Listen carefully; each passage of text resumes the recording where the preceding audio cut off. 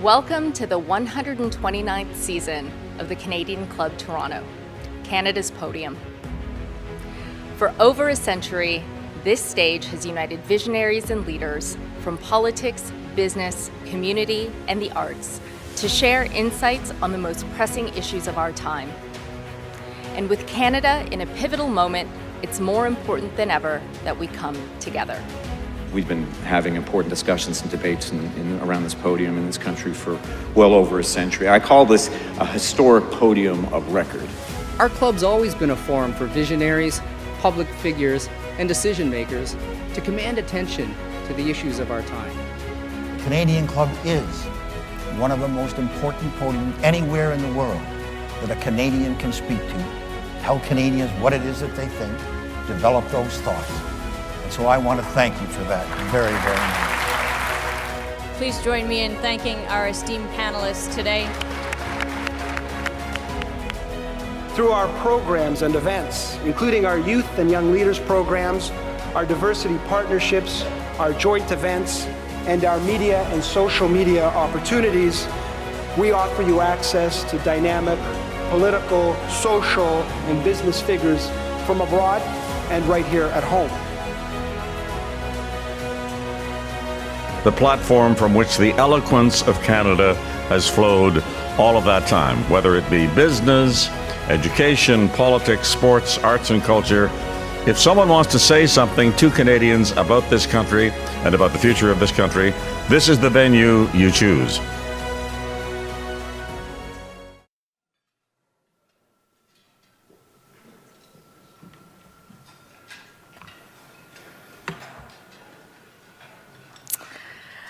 Good afternoon once again, everyone. I hope you enjoyed your lunch, and a warm welcome to everyone who's joining us online. My name is Shazanne Chu, President of Canadian Club Toronto, and your host for today. In a time when misinformation spreads faster than facts and polarization threatens our sense of shared purpose, the workplace may be one of the last remaining spaces where people from diverse backgrounds come together regularly. A powerful platform for civic learning, meaningful dialogue, and democratic renewal. Today, we are proud to convene an important conversation about the role our organizations can play in strengthening democratic culture. This event is proudly sponsored by Deloitte. Thank you for supporting today's important conversation. We are also grateful to our season sponsor, Air Canada, the Canadian Bankers Association, and our official airline sponsor, Air Canada, and our nature partner, Canada's Forest Trust Corporation, who help us reduce our carbon footprint by planting a smart forest in our honor. Thank you all for your partnership.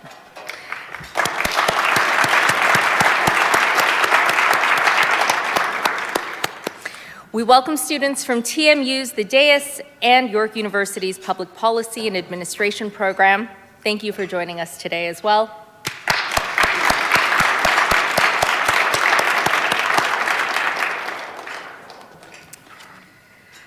Now, before we move into the panel, just a few notes. To find more information about our upcoming events, please visit us online at canadianclub.org. And while you're there, consider becoming a member if you haven't already done so. We also encourage you to post about today's event on your favorite social media channels. And of course, through today's discussion, I'm sure you'll all have questions on fostering democracy in the workplace. And if you do, please use the question cards that are on your table. Our team will come around to collect them and hand them to the moderator. For those who are joining us online, please hit the Submit a Question button on the right side of your screen, and our team will keep an eye out for them as well. At this time, I would like to invite Mariam Hamid, Manager for Partnerships at the Dais, our partner today, to formally introduce the panel.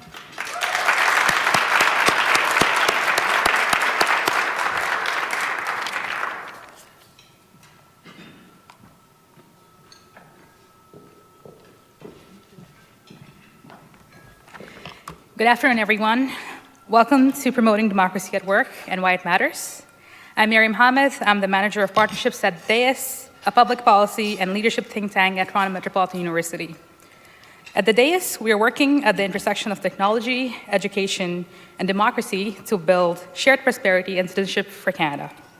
It is a privilege to look at today and see so many leaders and changemakers who are working about what is truly essential for Canada's future. We are here today because we recognize the profound truth. The health of Canada's democracy and economy is inseparable from the health of the way that people have built our democracy. In an era of accelerating disinformation, increasing polarization, and declining institutional trust, the conversation must evolve. We can no longer view democratic stability as merely a political concern. It is a foundational element of the economic resilience we all foster for. But here is the optimistic truth, and one which is reinforced by looking around the room today. Canadian leaders are rising to this challenge.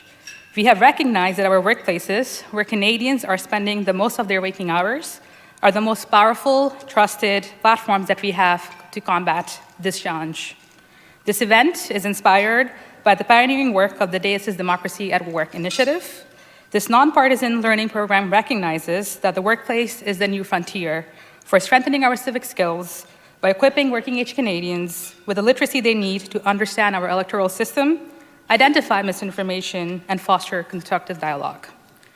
To know more about this initiative, please visit teamdemocracy.ca and know how you, as a Canadian leader, can take the pledge to champion democracy. The leaders we have assembled today are not just discussing this opportunity to galvanize our democracy, they themselves have become champions, actively embodying the shift. They're stepping forward, demonstrating the kind of leadership that will ensure Canada remains strong, stable, and competitive in the global stage. Joining us today are Dany Assaf, a partner at Torys LLP, Anna Serrano, President and Vice Chancellor at OCAD University, Anthony Viel, CEO of Deloitte Canada, and moderating this panel is AmberMac, President of AmberMac Media. I'm beyond excited to hear more from all of them, and I hope this conversation will inspire you to step up and join the work that the Dais has been doing to make sure that we can stand up to this challenge. Please join me in offering a warm welcome to our esteemed panelists and moderator.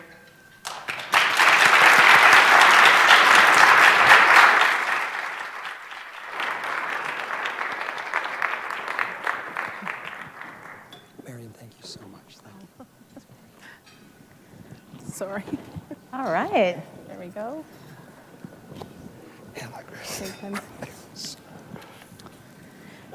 We have some questions already, so please do keep those questions coming. Yes. Use the little note cards on the table, and looking forward to getting to some of those.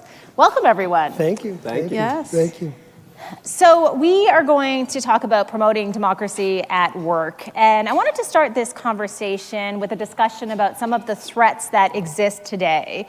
And then we'll talk about some of the opportunities. So we'll end on a positive note. Let's do that. So when we dive into the threats, I think it's fair to say when we speak about democracy, two pillars that are absolutely so important are trust and truth.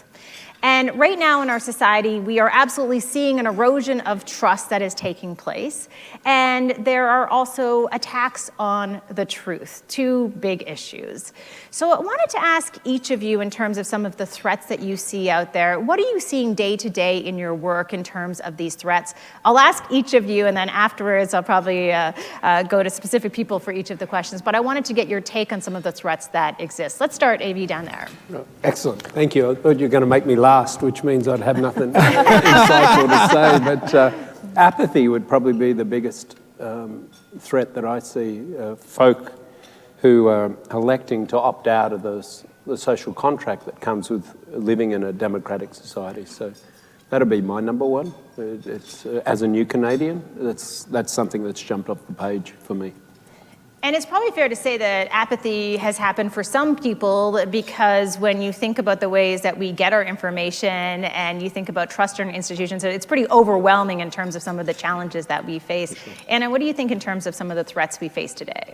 Well, to riff off what you're just saying, Avi, I think part of it is a lack of understanding of the types of agency people have. I think for too long, we think of democracy as simply that time you vote, right? But indeed, there are so many other ways to have a sense of agency in the type of city you want to live in, and the type of province and country want to have. And I think it's incumbent upon us as businesses and as civil society to actually open up the understanding of the general public, in my case, our students and faculty and staff, on how they can be more involved in the way we design our futures. Absolutely. So we have apathy, we have agency. If you have something that starts with an A, Dany, Yeah, no, you're going I to win was a trying prize. to think too. The rhyming is always good. But firstly, thank you everybody for making time to come out on a Friday and to devote yourselves to this conversation as well. Because really, in essence, this is what democracy is really about. It's about dialogue and ideas. And we're going to get to talk about that a little bit later too. And the threats. So, I don't know, is this a threat? I find this the lack of optimism and the loss of hope. This is where I find really the mood has shifted, because as Canadians, we always had this optimism. Even if economically things were not working out so great, we were optimistic. We're going to have a great day. I wrote a book called Say Please, Thank You, and Stand in Line, because these are the words that were shared with my family, my father, when he came to Canada, about what it meant to be Canadian. So this is a little bit of the issue that we have too, is just a belief in our best tomorrow, but I think we can restore that. Watching these faces in this room, seeing who's assembled here on a Friday afternoon, is what always gives me hope that tomorrow is even going to be better than today. Yeah, I think that's a really good point. I think all of the things that you've spoken about so far are absolutely connected. And I think there is some good news in this conversation despite these threats. The reality is that Canada is still and continues to be a full democracy. When we look at what's happening south of the border, it is a flawed democracy. And so we can see how quickly things can slip. So while there is optimism, we are also Canadian. I think we have to be practical in our approach to some of these challenges that we face. So I wanted to talk to you a little bit about the role that Canadian businesses can play to be able to mitigate some of these threats that exist. And I think we could even possibly try to answer the question, is there a role to play at all? Dany, what do you think? Well, I think they definitely can play a big role. So firstly, you don't want your business to be political, because we are a democracy and it's a big tent. Every company has people of a diversity of political beliefs and thoughts, which is exactly what we want. But we have, what do we have in our companies, in our places of work? We have connection, like in this room. You have connection with real people, with real Canadians. People who you can see, they may believe something different. They may think absolutely the polar opposite of me. But like a team in sports, a team at work, you can work together for a common goal that is good for you, that's good for your company, and that's good for your country. Absolutely. A.B., we were having a pretty interesting conversation at lunch, and I think you bring was private. So it was private? I'm kidding. Sorry. I'm kidding. Once I walk out of my house, it's public, okay, A.B.? That's how it works in Canada. Let's just be clear. But, you know, you have a perspective of what's going on right now in Australia, being from Australia. I was talking to you a little bit about how Australia is banning social media for teens, also mandatory voting. Can you talk a little bit about that and there's perspective you bring to this question about how workplaces can get involved? So I think workplaces, it's not an option to get involved. I think it's an obligation of workplaces. And I say this in the context of trust. There's more than enough independent evidence out there that employees place a lot of trust in their employer. So in a world where trust is not freely available, you know, we have a responsibility, I believe, as organisations, corporates and otherwise, to the society around us, the system around us. So who else, other than organisations, to step forward and say, you should vote? Like the reminders I send out in Deloitte to say, voting day tomorrow, get out and vote. It's not your choice, it's your obligation as a citizen. And having gone through the citizenship process, it's pretty clear to do that. Get out and vote. And the other thing that we do is to say, look, choose the persons that are going to advance these issues. Because these issues are opportunities as what the country's facing. Just coming back to Australia for a little second, and this was a big surprise for me. If you're not aware, in Australia, other than the sunshine, there's compulsory voting. Everyone has to vote. If you don't vote, you get fined, basically, and it's substantial enough, and believe you me, they'll follow up, and they will actually collect it as well. to do that. So that's one thing. But perhaps the most important, and this is a big difference and I think something Canada can learn from, is preferential voting. Your vote counts right to the last candidate. So no one can abdicate responsibility for the elected official. And that was an eye-opener for me over the last election or so, just the vitriol from society with regards to the elected official, to sort of say, because they had no ownership in that. So that's two features of the Australian system that I think we can learn from here in Canada.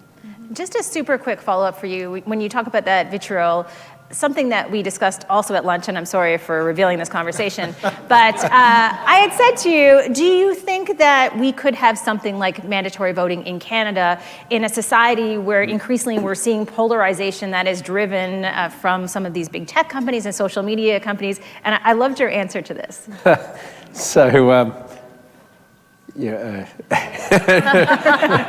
You know, when you're in front of a lot of people, you've got to choose your words carefully now. Take your time, take your time. No, I don't think it's possible here. I want to be full of hope, but I don't think it's possible here because it's not in the best interests of a few that want to get to that position and to, to push that agenda. Why? Because from the edges, you can manipulate the outcomes that you want for personal benefit. One of the things, this is my hope message, and what I noticed in the last election, more people voted, that's goodness. When push comes to shove, when it gets difficult, more people voted. The other thing that I found that I believe to be true in a democratic society, the politics moved to the centre. You think about Canada versus all the other countries around the world, and there was multiple elections, that didn't happen. So I was proud that to sort of say, not only did we increase our participation, but we come to the middle. And the middle, I believe, encompasses more the feelings of all Canadians rather than a few at either side. So I think I ad-libbed a little further on our conversation, but I think that was... It was along those lines. Anna, you have such a unique perspective to bring to this, being in higher education and the responsibility that comes along with that. When we think about some of the division that we're seeing in Canada, if we keep with the threats, and we will get to optimism in a few minutes, but social media plays a significant role in terms of dividing people, spreading disinformation and misinformation. The Dais is doing great work in terms of really revealing the sentiment of Canadians right now, what's happening. When you look at social media and technology, something you know a lot about working in the digital space over the years, what do you think of the state of things right now when it comes to our discourse in these digital spaces? Terrible, first of all. Okay, so let's face it, it's a real shit show. Am I allowed to say that? Sure. It's Friday, you can. Yes. Casual Friday includes that. But having said that, what's really, really interesting is that I am seeing some glimmers of a form of digital self-consciousness, or a form of digital consciousness emerge in Gen Alpha and Gen Z. So these are the digital natives that have grown up as children. And so I think a lot of it is because the mainstream media and the public are more attuned to the harms being caused by social media. There's more conversation taking place with younger children. There are more rules and habits being developed around use of social media. And I think this discourse, this dialogue of what are we supposed to do, how are we going to mitigate against these harms, is resulting in a form of consciousness on the part of the young people about what they're seeing in their feeds. Are there still issues regarding the way algorithmic feeds are framing issues for young kids? Absolutely. But is there a growing sense of mistrust of those feeds? I believe that that's starting to happen. And in fact, what's going on now is as they graduate, we're going to see this not quite yet because the cohort hasn't come to us yet as university sector. But I think we're going to see that kind of quite sensitive critique of the medium emerge, especially among the artists and designers. We're already seeing that in this cohort, and the 20-year-olds, certainly in terms of climate change and climate justice issues, they're very concerned about that, and they're applying their concern about it in the way they make work. Certainly that's what I'm seeing at OCAD around circular economy production models. And I think hopefully we're going to see that in the way they attend to the digital issues. Amber, may I add just a couple Please of things do, on please do. what companies can do just more on a practical level? My observation is, first, mindset.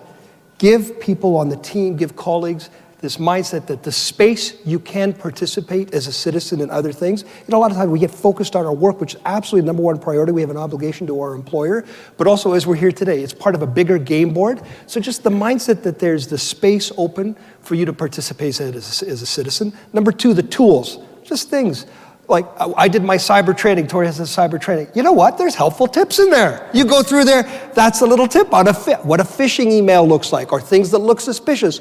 Those tools are really helpful, or things, another thing we do at the firm is for people who sit on nonprofit boards. We're lawyers, so what do? We give them training on how to sit on a board so you can participate in nonprofit boards. So all the things within your organization that you can think can open up space for people to participate as citizens, and number two, the things in your expertise that you can give people a little bit of tools to navigate technology or to be able to help their participation in other endeavors. I think it's a really good point, especially on the digital literacy piece. I think that's something we probably need in this country in workplaces right now, is more of that digital literacy, AI literacy as well. We know Canadians are a little skeptical of some of this new and emerging technology, but at the same time, I don't want to put all of the responsibility upon employees within workplaces, because the big tech companies in many cases have caused a lot of this division as well. So they bear some responsibility too. But Dany, maybe I can ask you a little bit of follow-up in terms of some of those practical things you mentioned, cybersecurity training. What about AI,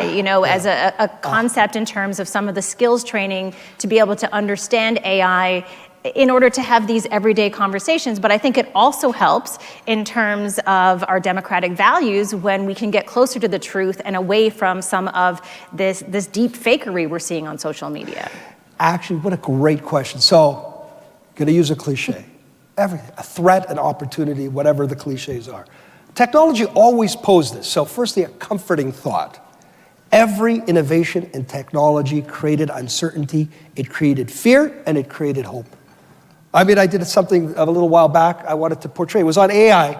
So I played, at the start of the event, the radio broadcast of War of the Worlds. Radio, the most primitive kind of media today, it set people into panic.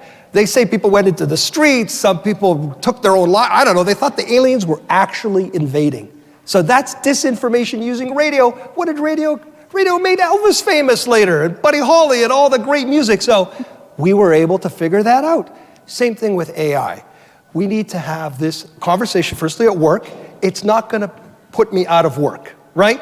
100 years ago, 97% of the economy was agriculture. Not so much today.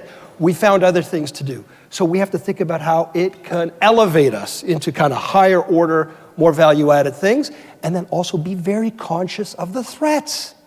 Just to pay attention to where those threats are, identify them, and try to work collaboratively to nip them at the bud so that it doesn't look like it's back to what you're saying, agenda-driven. It could be agenda-driven in any case. Oh, why are you trying to shut that down? Does it push your agenda, or is it genuinely towards, there's no perfect solution, but on balance, more good than harm. We don't need this piece of it. Just like I like to go 200 kilometers an hour to get to my grandma's house for dinner, but not so good because it's putting everybody else's lives at risk. We have speed limits there. It's okay. We can figure that out and come to the best solution in the situation. Anyone else want to take the AI question? Well, I think the biggest issue with AI, so for those of you who don't know, OCAD University and the Dais at TMU and Open Democracy Project have been partners in producing this Canada's annual democracy summit called Democracy Exchange. It's coming up April 16th to 18th. It's going to be fabulous. 2 years ago, we brought Tim Wu to be our keynote, and he said that the single most important regulatory thing we could do regarding AI is to just make deep fakes illegal. Okay? You're not allowed to take anyone's likeness and represent it in any form. And so part of, I think, where we're going to need to go to in AI is when we don't know whether what we're seeing is the truth anymore, right? Then we need to have the attendant regulatory frameworks to be able to help us navigate how to assess what we're seeing, what's right in front of us, especially for issues like the news or when we're talking about electoral politics. So content provenance is really critical, and our broadcasters are doing a tremendous job. CBC, BBC, and the vestiges of NPR are looking at how do we create the technological and process and regulatory fixes to ensure that we know where content comes from and how that content gets changed over the course of its life cycle. So this is very tricky, like wonky, technocratic stuff we have to do, but we can't shy away from the very difficult work of ensuring that what people see, they can figure out what it is. So truth is in peril. And you could argue it has always been. You could talk about the Méliès brothers and the train leaving the station. But this is, I think, a different kind of problem that we're facing. But I do thank you, Anna, because you've shown there's more work for lawyers. Talk about how we're going to go to the economy. We just found a new opportunity right there. That's exactly what we need, more lawyers. Thank you. More lawyers. Thank you. Exactly what we need. Literacy. I think what Dany gave a couple of good examples. We just got to make sure we make a conscious effort that not only our employees, but our employees' families, friends, and otherwise get up the literacy curve. Two, Canada does it as a trust deficit when it comes to AI as well, which could be a strength in what we're talking about here today, or will be a strength in the context of what we're talking about today, but a huge negative for our big challenge in the next decade, which is productivity. And that's been something that's, I'm sure, has been spoken on this stage many times before in the last 15 years. So that's the problem on the other side. When it comes to literacy, I mean, AI is just a prediction engine. It doesn't tell you when it doesn't know, just gives you the best guess that they can come up with. Just knowing that alone is important. And having all Canadians understand that is important. And then the last piece I would play is that organisations that are pillars in our societies, in our communities, like government agencies, corporates, other organisations, we should have some sort of code of conduct vis-a-vis the way we construct the algorithms. There should be some responsible AI frameworks that are in place there that can, for want of a better word, provide the guardrails to help with that trust deficit, because you're damned if you do embrace it, and you're damned if you don't. So how do you embrace it with the appropriate guardrails? That's the number one thing that corporates and other pillars in society need to be doing. I want to just pick up on that a little bit. I also want to say we have a lot of questions, so I'm going to get to some of the questions in a minute. And I know it's not really my role on the panel to voice my opinion, but I love... Please. I'm going to, Please, because contribute. here I am. But what do you think? I want to tell you. Here we go. So, no, I just want to follow up on you say in terms of the guardrails. I actually think this is a bigger issue than sometimes we acknowledge here in Canada. Not only are we living in a country where people aren't able to see news on the social media platforms where they are going across Meta platforms. You can argue that, okay, Meta is just adhering to the law. The reality is last year Meta made $16 billion from scammy advertisements that were promoting banned materials and products. So, you know, the law only when it applies in their best interest. So I say that because I think it's driving people apart in a way that comes into the workplace, just to bring it back to this discussion. Because if you have people living in a world online where they are so often being fed misinformation and disinformation, massive tech companies profiting off of this in that process, we have an erosion of trust. We have an issue in terms of people not seeing the truth because now there's no news, there's only all this spammy stuff. And so the literacy piece to me, to your point, perhaps could be even bigger among businesses across this country, and also the guardrails would play a role as well. But I actually think, we're having a nice casual conversation. I think this is a bigger issue than we're actually admitting right now, and I think it's seeped into the actual core of the communities across this entire country in a way that's going to be so toxic that's going to make us slip down in terms of that democracy index to a place that we don't want to be. So, any comments on that? Well, I know, it's great. No, I think those. So you're with this big transformational technology. It's like space exploration too. No one really knows where they're going, right? And it's kind of even with Facebook and Amazon. They've started books. They became the digital marketplace to the world. Like they didn't even know where they were going. So we're all trying to figure it out, which is why you need to be careful, because you need the trust to put the guardrail. Like the trust, like I said, we trust 100 kilometers is a fair balance. We have to have that conversation. Firstly, before you get to the rule, the context with which that you're having it is we trust we're going to try to figure out the right balance. The other thing, on the optimistic side, we evolve as humans. So I always joke, the first person who the bravest people are the people our forefathers and foremothers and four-sisters and brothers who picked that first berry off of that bush, and then some people died. And they're like, don't eat the green berry, Jimmy died. Stop doing it. These people evolved. They learn that's bad for you. I use that as a joke to say with technology too. Anna, you referred to it.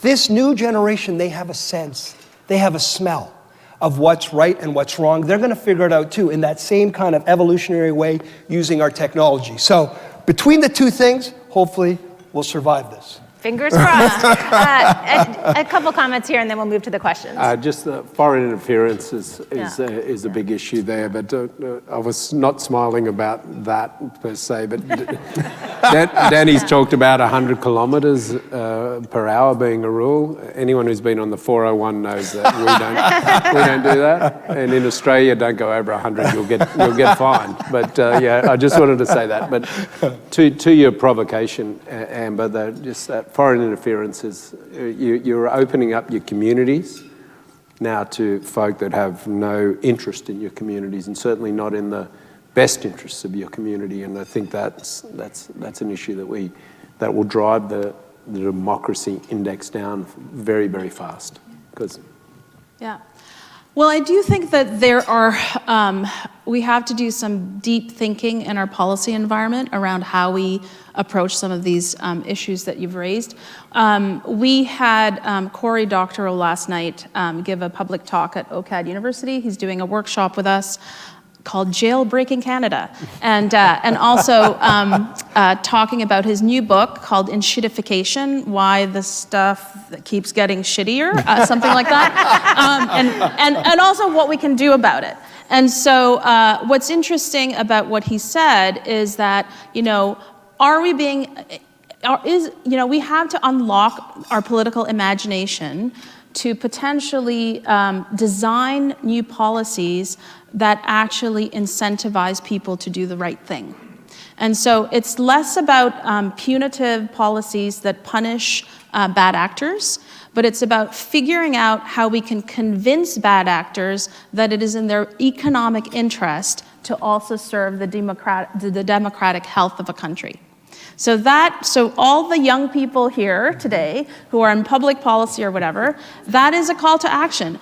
Are we designing the right policies that actually incentivize economic actors to do the best for democracy? And I'd love to hear your thoughts on that. That table over there. Absolutely. All right, so let's go to some questions from the audience. The first one is, how do you promote civic engagement and critical thinking without confusing it with a company's culture? I get the easy one. I'm not sure I understand the question completely. Is it like, how do you promote engagement, but making sure it's not the company's agenda? Is that what we think it is? Because one of the... I would say, if I were just guessing, I would say that probably how do you encourage those things without getting political? That would be another way to say it. Yeah. Oh, we've actually designed something in Deloitte called the Future of Canada Centre, and Ed plays a role on that, who's sitting just down here in front of me. We try to have as impartial, objective a view as to what are the necessary opportunities that our country should capitalise on, what are some of the risks that we should be dealing with. We've dealt with things like digital equity and making sure that we don't leave any Canadians behind. We've dealt with things on how to build a better country economically that can grow at 3+% in the future, what changes would need to be made. So they're not actually political per se, they're just common sense things that we as Canadians should advance or at least consider. So I think that's one way to do that. And as I said before, we encourage people to vote, because I'd like to get to 100%, not 75%, and start high-fiving everybody. Get to 100%, but also to say choose wisely as to who you're voting for based on the things that are really going to move the needle for Canada going forward. So that's the way we try to do it. Excellent. Anyone else? I think it is about actually quite specific policies. I mean, as a university, we're bound, we have a different set of design constraints, if you will, as a governance body. But for corporations, I have seen instances where, one is incentivized to do volunteer work, or to be part of a community engagement strategy. And in the same way that you get, a wellness break, you get a volunteer break and things like that. So, and again, those are nonpartisan ways of engaging people to get involved in their community. And just to add, I think I alluded to this, just light touch from the top in terms of political leanings, so that people feel like they have the space. And then those little policies, like we do not support a political party. You cannot host under the firm banner a political event. Like all those kind of things, they signal to people, I can participate, but my place ain't political. Excellent. Okay, this is a great question that just came in. Dialogue and ideas were mentioned as critical elements of democracy. What about dissent? How do we ensure our efforts, especially in the workplace, are not just trying to placate dissent? I love dissent. I have 4 kids, and my wife is the brains of the operation. I am subject to dissent all day long, and it's the greatest gift that I have. I've yet to be right, but it is critical. And people come into a room and I'm like, where are we coming from that you walk into a room of strangers and think everybody's going to agree with you? That is if you walk into a room like that, turn around. Something really weird is going on. Because if at your dinner table, your own flesh and blood will take you on, that gives you a signal as to what the real world is like, and to have a little humility when you're sitting in these conversations. I'd throw in that I think you've actually got to head to dissent. To do your job, you've got to find someone who thinks differently to you. And I'll play it back just in the way in which you do business. You're always looking for new ideas. You're looking for better ideas and better solutions. You don't get that from talking to the people that think exactly the same as you. So whether you call it dissent, difference, or otherwise, whether you call it it's uncomfortable, head towards the uncomfortable, because that's where the gold is, so to speak. And often the fun. Lots of fun. But being able to be respectful, polite, inclusive, creating a safe, psychologically safe environment, I think that just goes with the territory. And that's the beauty of democracy, that we can dissent and move on. I feel like that's one of the most important pieces in many ways, is being able to have conversations, even conversations just like this, where not necessarily everybody agrees, sitting around tables, being respectful, all those things that don't happen in social media. which I think makes the face-to-face experiences within the workplace actually more important because you can start to have those conversations there. That's an excellent point. Yeah. Sorry, you go. Well, thank you, Avi. No, I think, go ahead, yeah. I was just going to say that we are more civil when we're sitting here with each other. It's really easy to be behind a screen to sort of, and we've also, made it acceptable that we can behave in certain ways from behind a screen. But when you're sitting across the table, I think the best of our humanity comes out, and we've got to come together more often to be able to do that. You know what a policy change would be good for public sector organizations is allowing us to actually revive hospitality expenses. Because it's actually really important to bring food, to use food as a way to do this kind of work, okay? And it's a real pain to not have that tool, I have to say, as university president, because what I would really like to do is just have dinner with students all the time. May I add something? Please do. Not because I love food. I hope that's not the point. The point is not the dinner part, okay? The point is you need a place to gather together and break bread, and be in a kind of level playing field with everyone, because we're all stuck in our bodies, right? We're all kind of embodied thinker people, and we need that space to be like that together. Thank you, Anna. And as you can tell, I like the food, so I'll just show up for the food. But the thing about, this is about, because democracy is a big part of this conversation, and so many people here have traveled the world, and more than me, and you reflect times, what is the core of a democracy? What is its real foundation?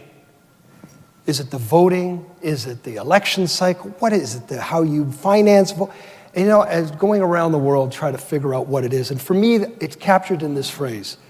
It starts with, it is a place, it's about dissent, where the peasant can contest the king and the peasant can prevail.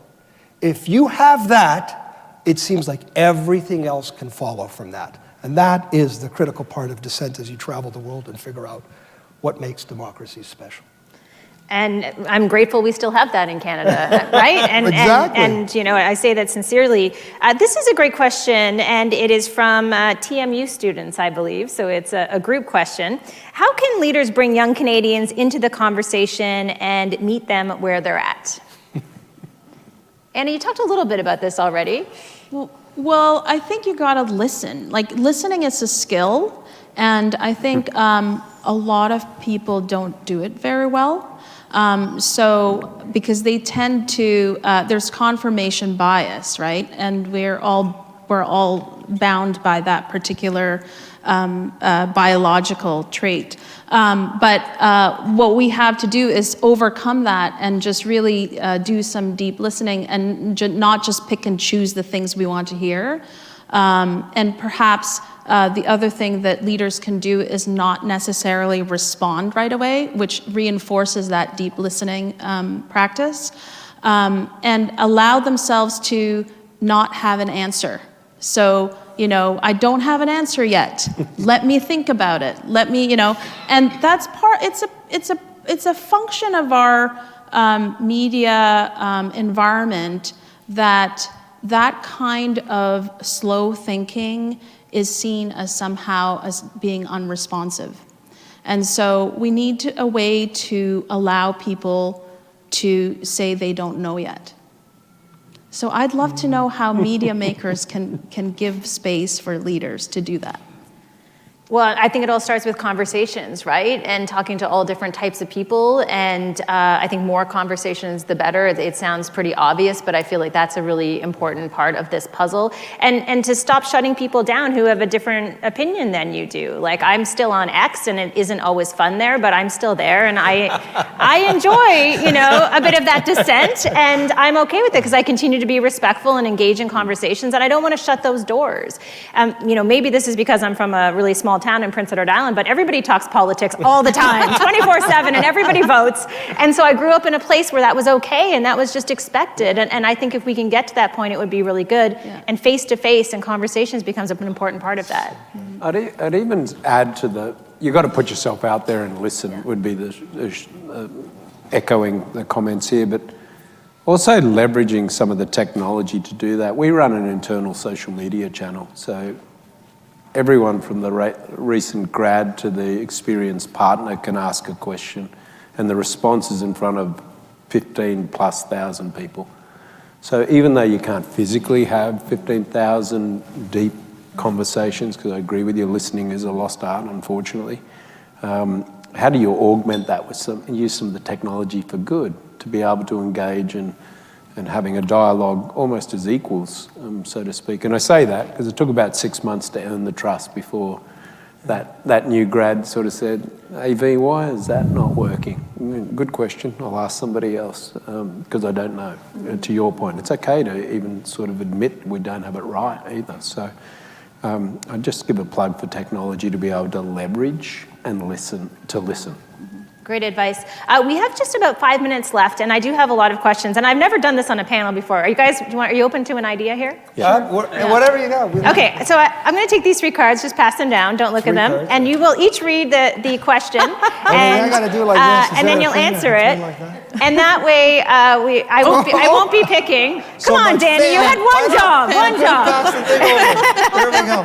Let's see that. So pass a question, and then if you could take maybe less than a minute to respond to that question. We won't go through the panel for everyone, but if you want to read your question out loud, you have a shorter question, Dany. So it's not so short, actually. That's kind of long. I got to read that here. Oh, yes. Got a small writing.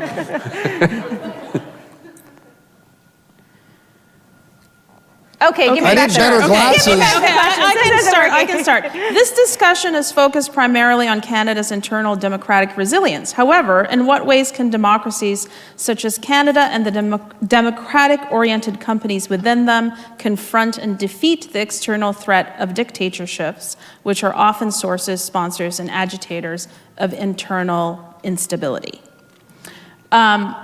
So this is interesting because I'm going to and since you're trying a new format, I'm going to try a new format too, and pitch Deloitte on a service that I'd like to sell them. I love this. I love it. Which is that sometimes the best way to think about how to address really complicated things like, oh my God, what if authoritarians are going to come at the gate of Canada and take over? How do we deal with that? One of the best ways to address that is through certain methodological practices, of which OCAD U has become very well known for, which is strategic foresight and innovation. And it's futures thinking. It's a set of design practices that allow you to unlock the political imagination to see different types of futures that could emerge given a set of drivers. So what companies can do is work with people like us and our futurists and foresighters to engage their employee groups in this kind of thinking. Because we don't spend enough time in our daily lives in companies to really think about scenarios for the future, because we're so trapped in our daily grind of getting our work done. But if we can somehow elevate our folks to think differently about what are the different scenarios in the future that could emerge if X, Y, Z happen, et cetera, then that will create a more sophisticated and I think informed employee base that can actually help design new products and services that could support the potential futures that could emerge. So we can have an offline talk later. No, that was very rude. Pitches. No, but it's not. I didn't really. I was being playful. I'm not really selling. I'm also Aussie. I'm not offended. Don't worry about it. But I think it's about using different design methodologies to do this and being open to that. Absolutely. How can companies encourage employees to be open and honest about political topics without creating the discord that such processes are meant to avoid? Where do you start? If I understand this question correctly, I think it starts with creating a psychologically safe workplace where people can speak up. I think it's also then creating the forums where people want to talk about this as well. So That's where I would start, is first establish the trust that you need such that the dialogue can be open, honest, with the ground rules of being respectful, inclusive. Great advice. I know we do have to wrap up. Dany, can you do this in just a few seconds? I can do it in a few seconds, but my question was actually the same, how to bring people together. So I'll share two last thoughts. First, the business case for democracy, as we were talking about before, is you need to work in places, you go around the world where you can know people are not going to steal your money, so the peasant can contest the king, and there's transparency, there's rules about the way the game is played. You don't have that foundation, you do not have a strong economy. Last thing about getting people together, what I've noticed, and I try to remind myself first, is this expectation that we need to convert one another to love one another. I don't know where that came from, that you have to convert somebody to your belief system to love them. That's never been the case, and we should always resist that. We can love everybody, regardless of whether they believe exactly what we believe. Well, that is a wonderful way to end, so thank you so much. Thank you.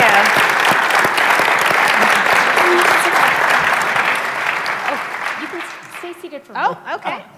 I did not get the memo. Let me give you your thank you while you're still on the podium. Thank you so much to our panelists, Anna, Anthony, and Dany. Your insights are on democracy and civic literacy were so inspiring and timely, so really appreciate it. And Amber, thank you for moderating our panel with your signature warmth and skill. Really appreciate it. Thank you.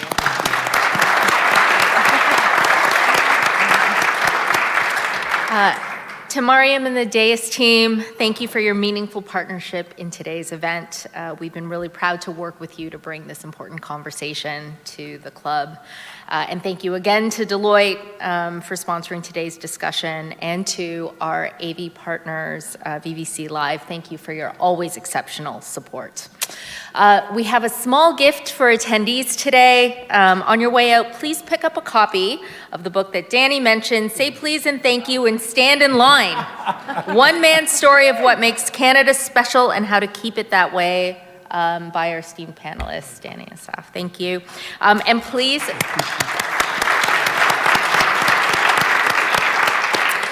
please also pick up a card that contains, this card outside, that contains more information about the Dais's Canadian Democracy at Work. There's a QR code, more information there.